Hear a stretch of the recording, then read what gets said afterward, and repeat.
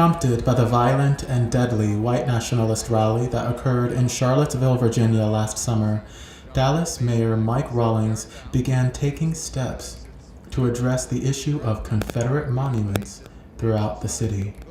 I feel that way. But I hesitate, and the reason is because I realize that the city of Dallas is better, is stronger, when we are united. He formed a task force made up of Dallas residents from a mixture of racial demographics and psychographics to publicly discuss possible solutions for the structures. And it wasn't long before one of the most prominent among them, a statue of Robert E. Lee in downtown Oak Lawn Park, was removed from its pedestal, even amidst heated debate and controversy throughout the city.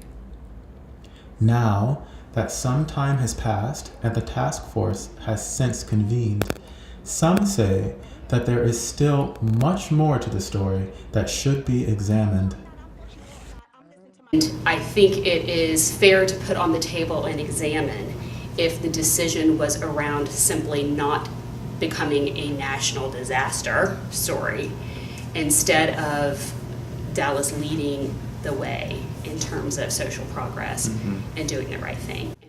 Robin Short is a professional peace-building trainer and mediator, and an educator in the dispute resolution program at SMU. I think it's fair to say it wasn't purely social progress. It's a show. Ed Gray is a local radio host and co-founder of the Committee of Scholars, one of the earliest organizations with the goal of removing Confederate monuments in the city of Dallas. The primary reason why the statue was taken down was because it's the Dallas way. The Dallas way corrupts black and white citizens of Dallas equally. So this is what I'm submitting to you, is that Dallas did accommodate the removal of the statue in order to smooth everything out.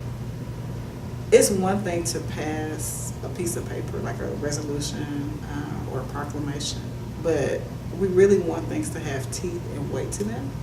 So this was a step in the right direction. Dr. Candace Bledsoe is the director of the Action Research Center in Dallas and leader of the Women of Color and the Power of Narratives Research Cluster. She believes that the conversation about Confederate monuments is directly related to the much-needed conversation about racial inequalities and segregation. As we talk about poverty, Dallas has one of the highest rates of concentrated poverty.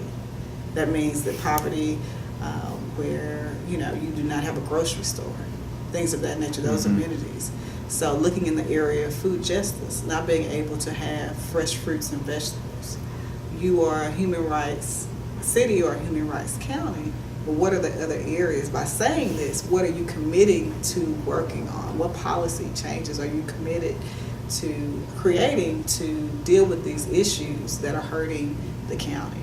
Gray reflects on how city lawmakers had initially neglected the issue altogether. We had a meeting in which all of the elected black city council members stood up and they said, well, hey, look, we're demanding that this statue be taken down. This is wrong. And it was in the press covered, and they said, well, black city council people are demanding. And I'm like, wow, where were they a month ago? So I want to say I am really proud of the city for taking this initiative to bring the monuments down.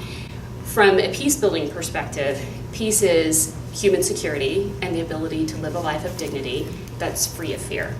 And what bringing these monuments down, to me, the message that the city is sending is we care about the security of our citizens. We need to continue to be vigilant. And just because that things have died down, it's like anything, like a fire, sometimes can die down and then it just takes a spark to start it back over again. This is what needs to happen here. If we could get through this, as we talk about racism and as we talk about Confederate monuments and this issue of inclusiveness within this city, I think it would allow us to really be the great city that we desire it to be. Reporting for The Real, I'm Richard Oliver.